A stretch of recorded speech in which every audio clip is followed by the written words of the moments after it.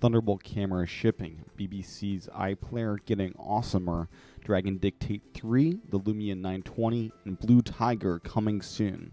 It's Thursday, September 6, 2012, and this is iWake. I'm Tim Chaten, and this is what's going on in the Apple world today.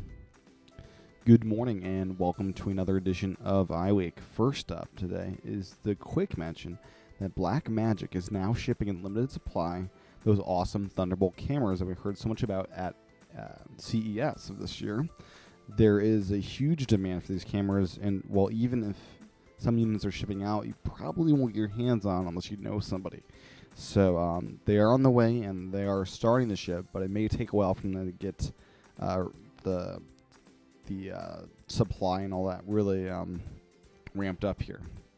Something you can get your hands on, though, is the Retina displayed MacBook Pro. The online store now shows no delay, just in time for Apple to release another Retina displayed Mac. I joke, but it would be nice to have more models with Retina displays. Thanks to TUAW for pointing out the status change of this product. Now, let's move on to some app news. And first up today is BBC's iPlayer. You can now, this is a pretty cool thing, download videos right onto your iPad or iPhone through the iPlayer app. The app is no longer streaming only. An Android update is expected sometime in the near future. This is simply amazing news and something I'd hope Netflix or Hulu Plus could adopt, but I don't think they will. Streaming is great, but there are times where it just is not appropriate. Speaking of streaming, is Japan users getting access to Hulu Plus on their Apple TVs?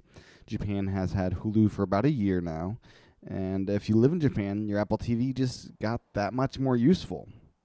So that's pretty awesome news for those that live in Japan and those that actually use the Hulu Plus service there. I hear it is priced pretty well over there and actually cheaper than it is here in the States. Now on to some Mac app news. There's two big stories today, and the first is Nuance launching Dragon Dictate 3. As usual, the update is rather pricey for existing users as well. The upgrade will set you back $150 versus a new customer at $200, so you only save $50 by being an existing customer. Nuance says that the latest version of Dragon Dictate is more powerful than its predecessors, offering a 15% improvement in transcription accuracy, and Nuance has piled on more options to improve that accuracy with the addition of smart format rules that allow the software to recognize when a speaker is using abbreviations and numbers, along with an express editor that lets users speak the text they desire and then quickly paste that text into a document in a different app. Macworld notes that Dragon Dictate 3 also supports the 16 kHz wideband Bluetooth wireless headset microphones, and the software will also transcribe speech recorded onto a separate device, such as an iPhone or more traditional digital recording device, if given access to the audio file. This is similar to the Scribe, Dragon Scribe, which I got a few years ago, that is designed solely to transcribe audio files. So that's that. Downloads of this new app will be available from Nuance's website starting September 13th. Boxed copies of the software ship September 24th. This, of course, will not be available in the Mac App Store, but exclusively through their website or in a box. I am an owner of Dragon Dictate 2 and 1, but I find myself not using it enough to justify this upgrade. The $150 upgrade price is a bit hefty if you ask me. Anyways, it's coming out this month and should be a solid upgrade for those that use this app. The other Mac app update today is from Real Mac Software, and that's Analog. Analog is what I'd call Instagram Pro for the Mac. So what's new? Analog is now ready for Mountain Lion, featuring stunning Retina-ready graphics. You can also now round-trip your photos from Aperture or iPhoto.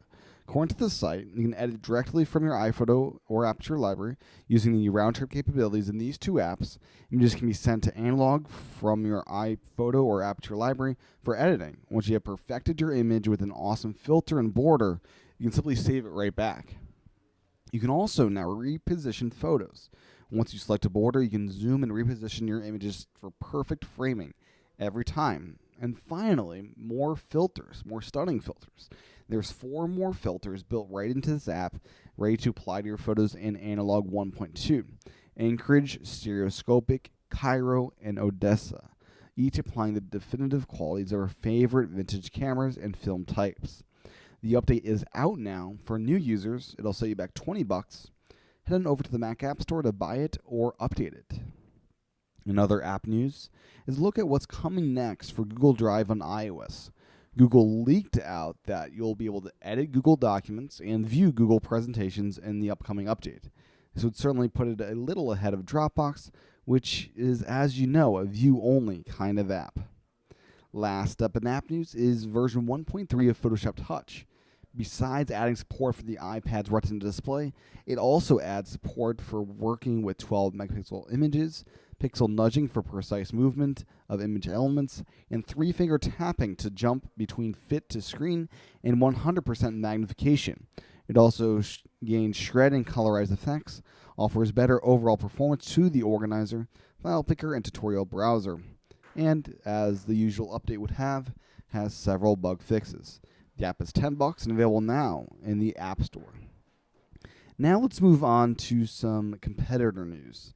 And we're going to begin with a competitor that I don't think is a competitor to anybody right now, and that is WebOS. That's right, WebOS, the HP OS that is now kind of being orphaned off into the open source world.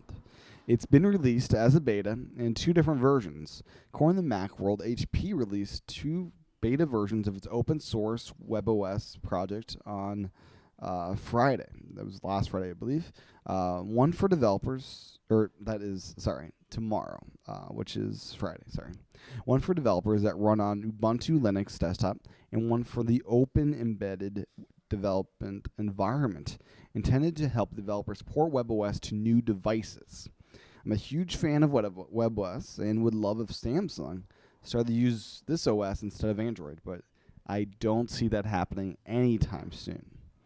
And other competitor news is Lumia, announcing their Lumia 920.